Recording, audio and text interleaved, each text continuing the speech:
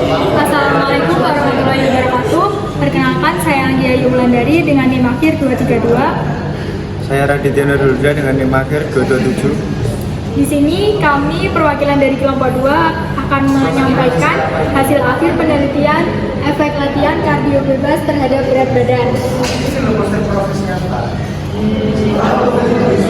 Di kelompok kami menggunakan metodologi kuantitatif pre-eksperimental atau one group pretest hypotes. Berikut hasil penelitian pretest.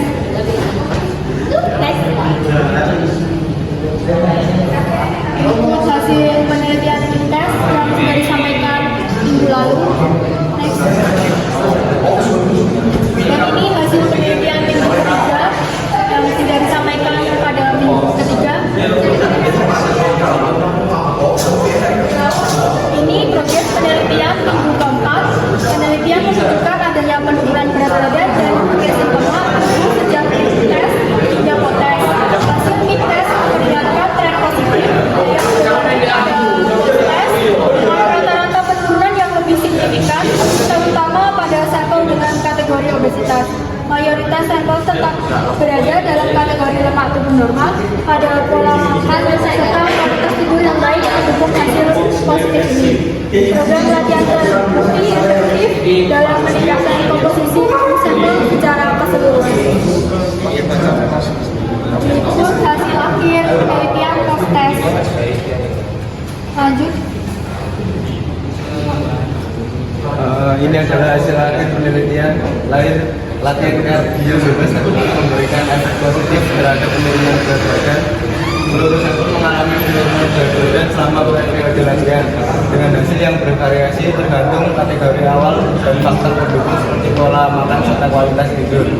Penurunan yang signifikan terutama terlihat pada sampel dengan kategori obesitas, menunjukkan bahwa latihan kardio bebas efektif sebagai metode pembakaran kalori dan pengelolaan berat badan. Berikut analisis singkat masing-masing sampel berdasarkan dasar data dari pre-test, mid-test, dan post-test. Dari yang pertama adalah dia penurunan berat badan 1,8 kg.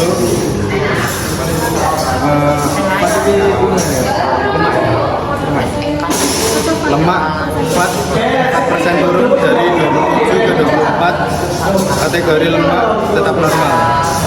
Analisis, dia mengalami penurunan berat badan dan lemak tubuh yang baik dengan kualitas tidur dan pola makan yang baik.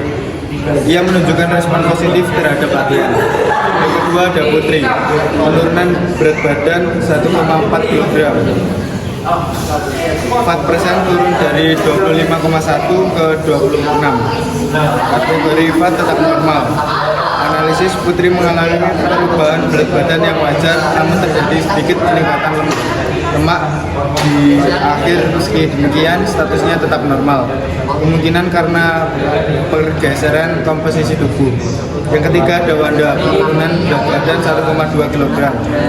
4% turun dari 30 ke 37,7. Kategori fat tetap normal. Analisis, penurunan berat badan terjadi namun fat sedikit naik. Ini bisa disebabkan oleh fluktuasi air tubuh atau massa otot. Program belum terlalu efektif terhadap lemak tubuh Wanda. Yang keempat ada Radit, penurunan berat badan 1,5 kg. 4% turun dari 6,6 ke 12,9.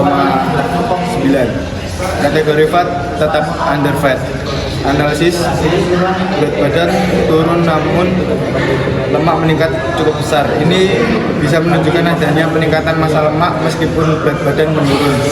Kemungkinan akibat penurunan massa otot terjadi penurunan berat badan yang signifikan pada saat mid-test, namun terjadi kenaikan kembali pada saat post-test.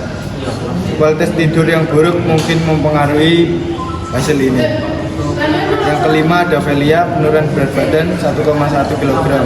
4% turun dari 14,5 ke 19,7.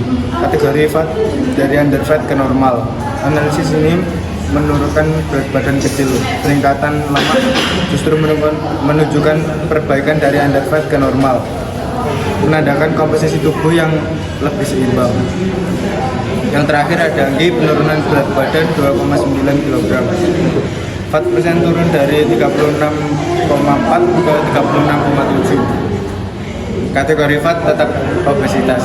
Analisis penurunan berat badan terbesar di antara sampel, tetapi lemak hanya sedikit berubah. Ini menunjukkan bahwa latihan belum optimal dalam mengurangi lemak tubuh Anggi secara signifikan. Meskipun berat badan berkurang. Selanjutnya yaitu kendala selama proses penelitian. Kendala utama yang dihadapi adalah ketidakpatuhan sampel terhadap jadwal latihan. Beberapa sampel kesulitan untuk hadir secara konsisten sesuai hari yang telah ditentukan, sehingga intensitas dan kesinambungan latihan menjadi tidak optimal. Hal ini berdampak pada variasi hasil antar sampel, terutama bagi yang tidak menjalankan latihan secara penuh. Kendala lainnya muncul dari faktor individu seperti pola tidur yang tidak teratur, kurangnya motivasi dan kesibukan di luar kantor. Meskipun demikian, sebagai besar sampel terhadap menunjukkan hasil positif. Menunjukkan bahwa latihan menjadi potensi baik apabila dijalankan secara konsisten. Terima kasih. Sekian presentasi dari kami. Kurang lebihnya mohon maaf. Wassalamualaikum warahmatullahi wabarakatuh.